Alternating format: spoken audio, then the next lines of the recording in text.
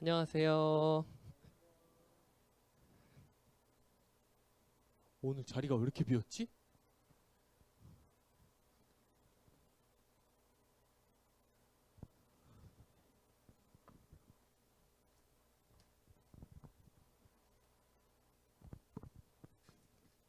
여러분 혹시 오늘이 어떤 날인지 아세요?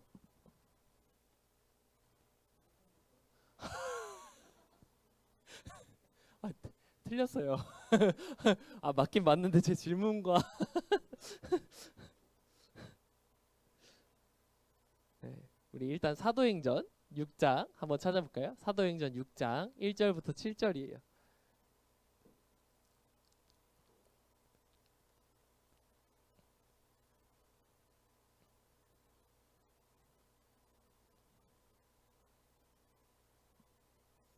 사도행전 6장 1절에서 7절.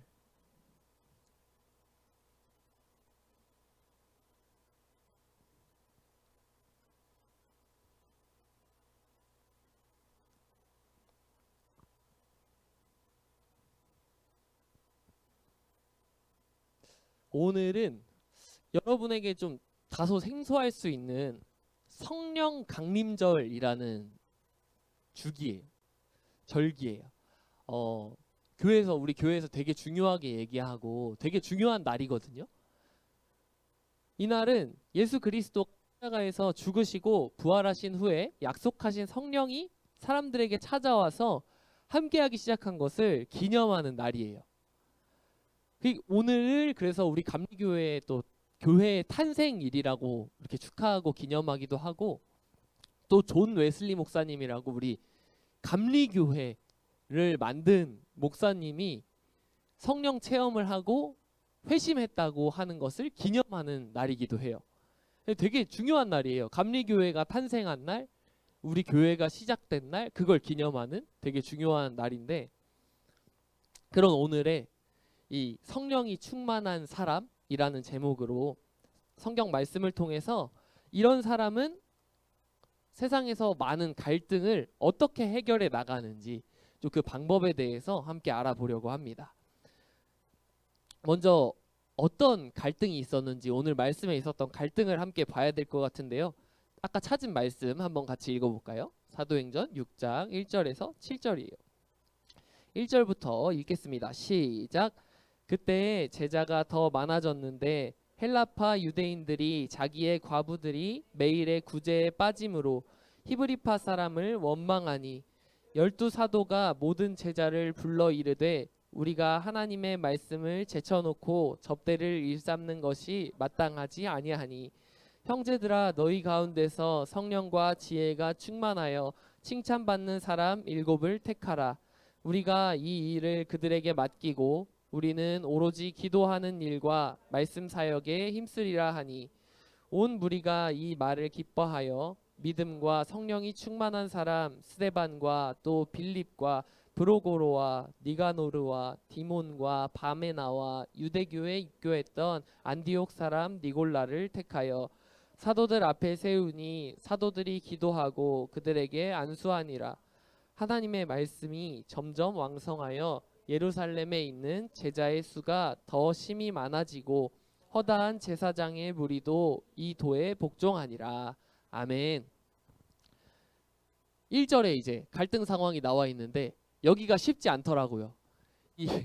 한번 볼게요. 여러분이 어떻게 이해하셨는지. 저는 처음 읽고 이해가 잘 안 됐거든요. 헬라파 유대인들이 자기의 과부들이 매일의 구제에 빠짐으로 히브리파 사람을 원망하니, 이해가 어떻게 돼요? 저 살짝 이해가 안 됐거든요. 그러니까 과부 알겠어요? 구제, 매일의 구제, 다른 사람들 돕는 거 알겠어요? 근데 헬라파 유대인들이 자기 과부들이 빠진다고 해가지고 저는 봉사하러 온 헬라파 사람들이 자꾸 빠진다고 빼먹었다는 얘기인 줄 알았어요. 근데 히브리파 사람을 다른 파 사람을 원망한다는 거예요. 그래서 뭐지? 뭔가 좀 이상하다라고 생각을 했는데 좀 여러 번 읽어보고 다른 번역 성경도 확인해 보니까 요거를 좀 쉬운 말로 바꾸면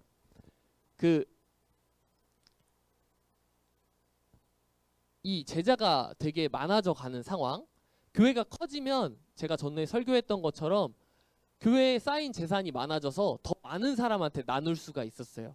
그래서 과부는 약자예요. 당시에 사회적으로 굉장히 약자인데 하나님이 과부를 잘 대접하라 라고, 남편 잃은 여인을 잘 대접하라 라고 해서 그들한테 매일 식량을 배급해 주는 그런 행사가 있었던 거예요.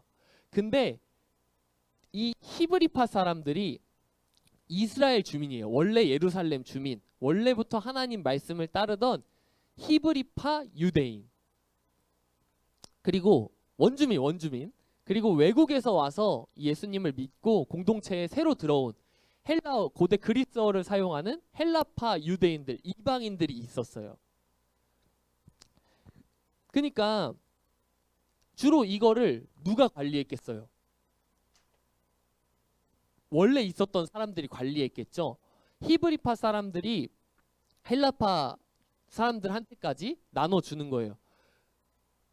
좀 쉽게 말하자면 여기 우리 화성 동탄 지역 교인들하고 저기 멀리 각지에서 이사 온 교인들하고 있으면 누가 교회에 있는 거를 나눠주는 게 더 편하겠어요?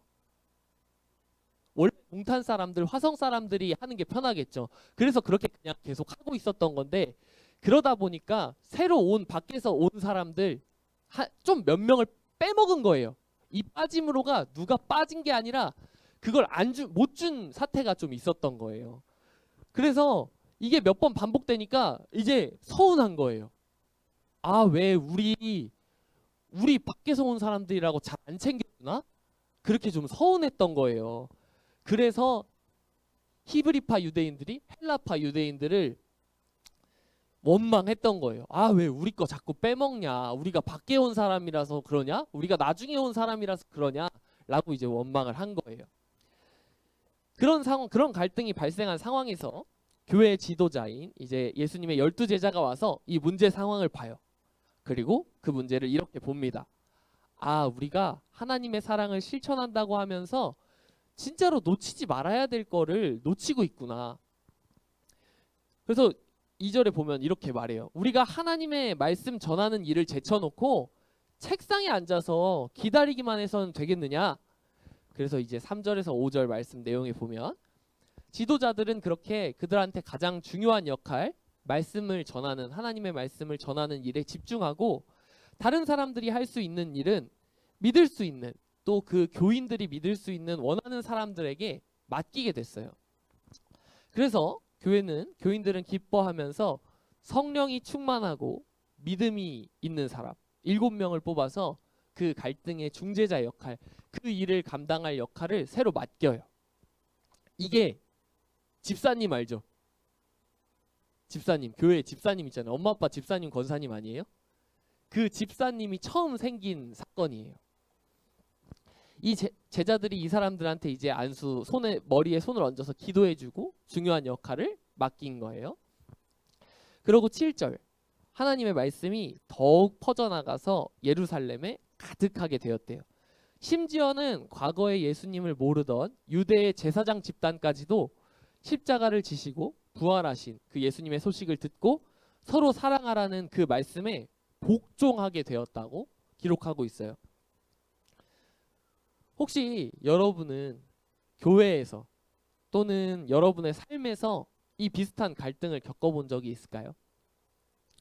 새로운 그룹에 들어갔는데 뭔가 나를 소외시키는 것 같은 기분, 나 안 껴주는 것 같은 기분, 뭔가 난 새로운 사람이라서 잘 안 쳐주는 것 같은 기분. 그래서 그룹을 빨리 떠났거나 서운함을 잔뜩 느끼면서 그런 거 표현한 적 있나요?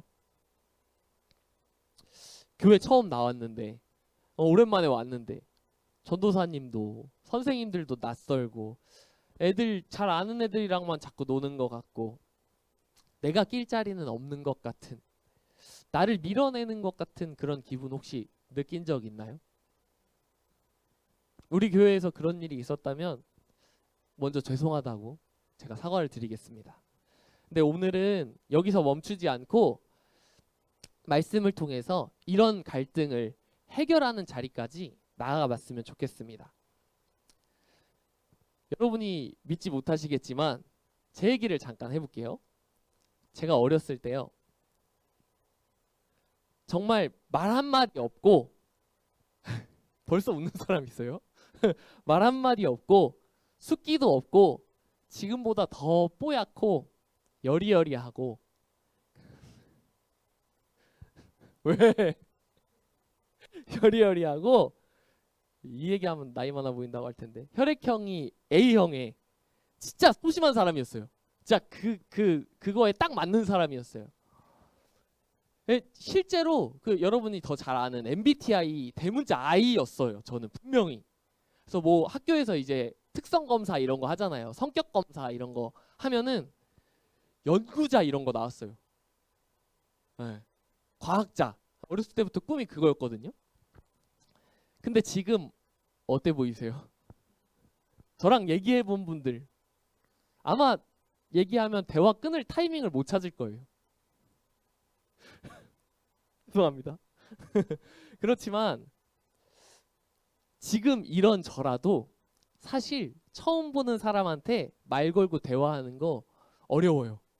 여러분들이 학생이라고 해서 제가 막 말을 하는 게 그렇게 편하지가 않아요.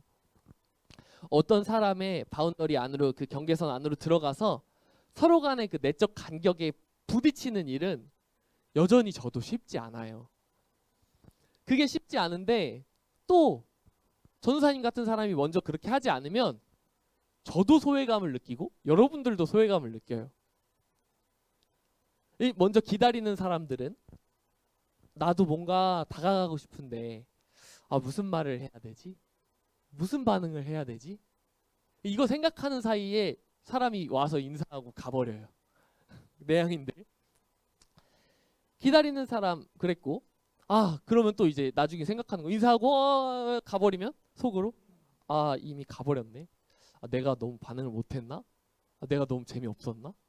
아니면 내가 무슨 실수를 했나? 아마 우리 삶에서도 이런 사소한 내적 갈등이 많이 있을 거예요. 그리고 오늘 말씀에서도 그런 작은 소외들이 그룹으로 나뉘어 큰 갈등을 낳게 된 거예요. 이런 곳에서 오늘 말씀의 제목과 같은 성령이 충만한 사람들은 어떻게 문제를 해결했을까요? 보니까 공동체 안에서 리더를 뽑고 그 리더들이 갈등의 자리로 나아가서 그걸 중재하는 책임을 맡았어요. 그렇게 각자의 자리에서 갈등을 해결해 나갈 수 있는 구조와 상황을 만들어냈죠. 게다가 발생한 문제 상황을 오히려 더 좋은 기회로 바꿀 수 있는 전환점 역할을 하게 됐어요. 그래서 저는 여러분이 그런 성령이 충만한 사람, 선출된 7사람이 되어달라고 오늘 이야기를 하고 싶어요. 근데 그러니까 여러분들 가서 그냥 당장 다가가서 다 인사하고 다 이렇게 소외 안 되게 이렇게 가서 노력하세요 라고 하면 부담스럽잖아요. 우리 교회 표어가 인사만 잘해도 먹고는 산다. 감독님이 가서 인사라고 맨날 말씀하시긴 하는데 제가 또 그렇게 하면 여러분들 부담스럽잖아요. 그래서 여러분이 그 노력을 가지고 먼저 가서 누구한테 다가가서 인사하라고는 얘기 안 할 거예요. 몇 가지 말씀을 통해서 여러분이 이미 성령 충만한 사람이라는 거, 그래서 여러분들이 남들한테 다가갈 수 있는 사람이라는 걸 좀 깨우쳐 드리겠습니다. 그 말씀을 통해서 여러분의 숨겨진 정체성을 깨닫고 갈등의 자리로 나아가셨으면 좋겠어요. 먼저 에베소서 2장 16절입니다. 한번 같이 읽어볼까요? 여기 앞에 있어요. 시작. 또 십자가로 이 둘을 한 몸으로 하나님과 화목하게 하려 하심이라. 원수된 것을 십자가로 소멸하시고. 아멘. 예수님께서는 십자가를 통해서 죄로 인해 하나님과 원수된 그 우리도 사람들도 한 몸으로 만드셨다고 해요. 그리고 다음 18절이에요. 에베소서 2장 18절 같이 또 읽어볼게요. 시작. 이는 그로 말미암아 우리 둘이 한 성령 안에서 아버지께 나아감을 얻게 하려 하심이라. 아멘. 우리에게 찾아오신 성령 하나님, 예수님을 믿음으로 어디서나 영원히 우리와 함께 하시는 그 성령님께서 모든 둘로 나누인 그룹에서, 나와 너로 나누인 그 그룹에서 모든 그룹이 하나님 아버지께로 함께 나아가게 하신다는 거예요. 그 성령님이 함께 갈 수 있게 하신다는 거예요. 화합할 수 있게 하신다는 거예요. 하나님과 죄인, 원수 같은 사이도 하나로 만드시는 그 예수님께서 성령이라는 모습으로 우리와 함께 하신다는 거예요. 다음 말씀에서 그런 여러분은 모두 평안으로, 평화를 꽁꽁 묶는 줄로 결속력이 되고 유대감이 된다고 말하고 있어요. 에베소서 4장 3절입니다. 한번 같이 읽어볼게요. 시작. 평안에 매는 줄로 성령이 하나 되게 하신 것을 힘써 지키라. 아멘. 근데 여기도 보면 내가 평안에 매는 줄이 되어서, 평화를 묶는 밧줄이 되어서 성령이 하나 되게 하신 것을 뭔가 내가 지켜야 된다고 말씀하시는 것 같은데 아니에요. 앞절에 또 내용이 있어요. 2절을 한번 읽어볼게요. 마지막이에요. 시작. 모든 겸손과 온유로 하고 오래 참음으로 사랑 가운데서 서로 용납하고. 아멘. 여기도 또 걸려요. 내가 엄청 겸손하고 온유하고 참아야 되고 사랑으로 용납해야 될 것 같은데 사실은 그렇지가 않아요. 이게 다 성경책의 고린도전서에 나오는 성령의 열매예요. 성령님이 우리에게 찾아와 주셔서 주시는 선물이라는 거예요. 그러니 오늘 여러분께서는 성령님이 여러분과 함께 하신다는 사실을 굳게 믿지 않더라도, 또는 그게 잘 믿어지지 않더라도 내 안에 항상 함께 하신다는 사실을 그냥 부드럽게 상기하셨으면 좋겠어요. 우리 감리교회를 시작하게 된 존 웨슬리 목사님도 그랬어요. 그 목사님이 원래 교회가 아니라 저기 성당 같은 곳에 성공회 계열의 다른 목사님이었어요.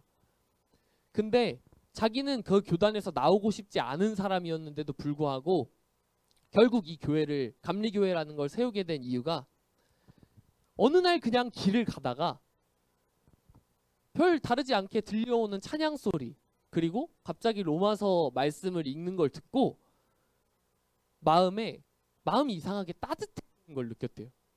조금 따뜻해지는 걸. 그 체험이 나중에 성령님을 만난 것이었다고 고백하고 그날부터 그분의 삶이 달라지고 그분이 결국 감리교회라는 교단을 세웠어요. 그 성령, 뭔가 우리가 생각하면 교회에서 성령님 오시면 막 소리 지르면서 기도하고 막 엉엉 울고 막 방언 막 이상한 말로 기도하고 막 벌벌 떨고 무릎 꿇고 막 펄쩍펄쩍 뛰고 막 이런 거 생각하잖아요. 근데 그것만이 다가 아닌 거예요. 그렇게 확 달라지는 것만이 성령님이 우리와 함께 하시는 게 아니라는 거예요. 오히려 그냥 알고 있던 성경 말씀이, 찬송이 길을 가다 귀에 들어왔는데 마음이 따뜻하게 느껴지는 거, 알고 있는 말씀, 또 성경 이야기, 전도사님이 맨날 하는 십자가 이야기 하는데 이상하게 마음에 와닿는 것 같은 그런 체험, 그런 것도 다 성령님이 여러분 안에 함께 하신다는 사실이에요. 그래서 제가 오늘 자신 있게 여러분에게 말씀드릴 수 있을 것 같아요. 여러분은 성령 충만한 사람이에요. 그리고 앞으로 저도 누가 물어보면 그렇게 고백하고 싶어요. 저는 성령 충만한 사람입니다. 그래서 오늘 함께 이렇게 고백해 보셨으면 좋겠어요. 크게 안 읽어도 돼요. 요거 한번 같이 읽어볼게요. 조용히 시작. 저는 성령이 충만한 사람입니다. 아멘. 감사합니다. 다들 입 움직이는 거 제가 봤어요.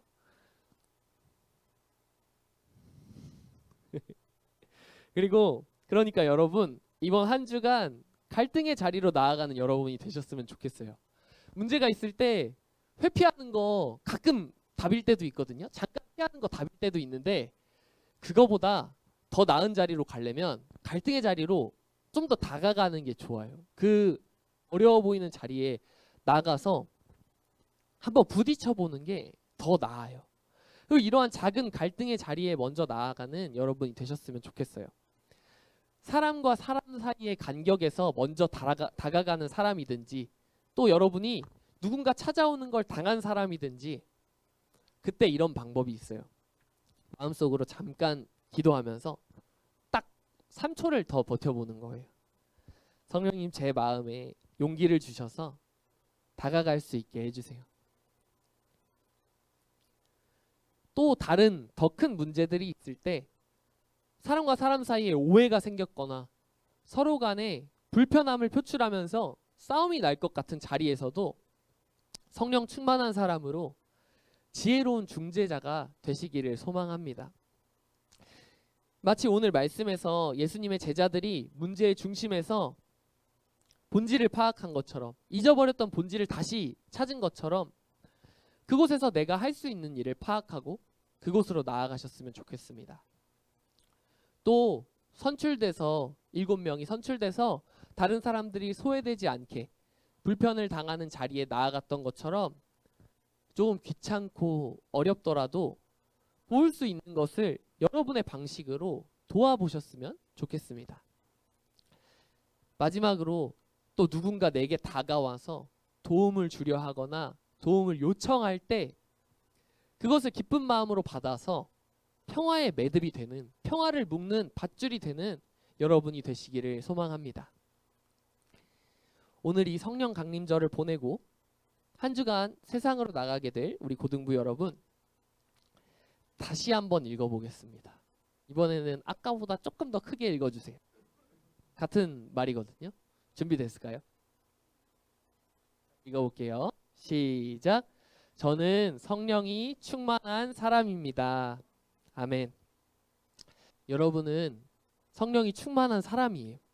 예수님이 그렇게, 하나님이 그렇게 여러분 안에 성령이라는 모습으로 어디 있는지 정확하게 표현할 수는 없지만, 내 머릿속에 계신지 뱃속에 계신지 마음속에 계신지 정확히 표현할 수는 없지만 분명히 함께 하신다고 말씀하셨어요. 성경책 너무 많은 곳에서 이야기하고 계세요.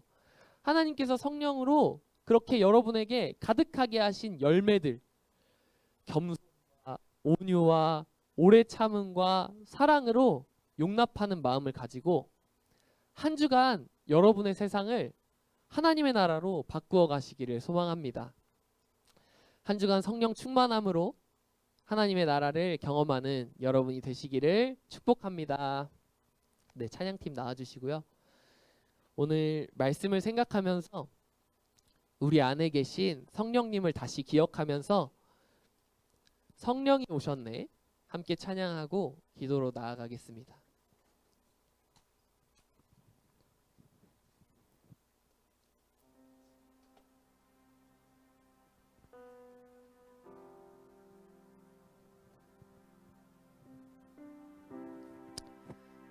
요즘 참 힘들어요. 사람과 사람 사이 관계라는 게.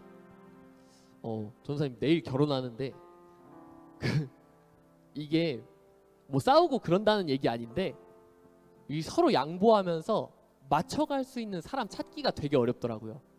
그러니까 결혼을 하게 되면 이제 가장 가까이에서 붙어서 계속 살아야 되는데, 우리가 제일 실수하는 거 있잖아요. 내 옆에 이 사람을 제일 챙겨야 되는데 나중에 이 사람이 너무 편해지면 이 사람을 나랑 같은 기준으로 보게 돼요. 뭔가 내가 누군가한테 인사를 한번 하는데 이 사람이 잠깐 핸드폰 보고 있어요. 그럼 제 마음이 어떨까요? 아, 예의가 없네. 왜 그래? 라고 제가 뭐라 할 수 있는 거예요. 근데 그러면 될까요? 그게 내가 이 사람을 가장 사랑하는 걸까요? 그거를 우리가 되게 자주 놓치면서 살아가요. 전도사님이 앞으로 결혼을 하려고도 그런 일들이 자주 일어나는데, 그런 사람을 찾아서 평생을 함께 양보하고 맞춰가면서 살 사람을 찾기가 정말 힘든데, 우리 고등부 여러분들이 그런 사람이 다 되셨으면 좋겠어요. 누군가를 만났을 때 그냥 조용히 마음에 안 들어서 뭔가 불편해서 이렇게 손절한다기보다, 그런 사소한 갈등들에 나아가서 내가 한 걸음 물러날 땐 물러나주고 내가 먼저 다가갈 땐 다가가주고, 그렇게 할 수 있는 성숙한 사람들이 좀 되셨으면 좋겠어요. 근데 제가 오늘 그런 걸 말씀드릴 때 그러니까 여러분이 마음에 상처받아가면서 힘들게 하지는 않았으면 좋겠다는 마음으로 이렇게 말씀을 준비했어요. 여러분 안에는 이미 그렇게 화합할 수 있는 능력이 있어요. 그런 성령님이 여러분 안에 계세요. 절대로 하나가 될 수 없을 것 같은 삼위일체 하나님. 어떻게 성부 하나님과 예수님과 성령님이 한 분이에요? 이름이 다르잖아요. 근데 그 세 분을 하나로 만드실 수 있는 그 도움을 주시는 성령님이 계신 것처럼 그 성령님이 우리 안에 계시기 때문에 우리가 또 그 능력을 힘입어서 다른 사람들과 하나가 될 수 있는 거, 서로 양보하고 더 다가가고 갈등들을 하나씩 해결해 나갈 수 있는 그런 사람이 이미 여러분이라는 거예요. 그러니까 여러분 안에 계신 그 능력을 간과하지 않으시고 나아가서 다른 사람한테 다 맞춰주라는 게 절대 아니에요. 서로 양보하면서 그 갈등의 자리를 계속 다가가서 정말 나중에는 정말 평화를 만들 수 있는 그런 성숙한 사람들이, 그런 성숙한 사람들로 다 나아가셨으면 좋겠어요. 오늘 그런 성령님이 우리 안에 계시다는 거 기억하면서 이 찬양 함께 하겠습니다.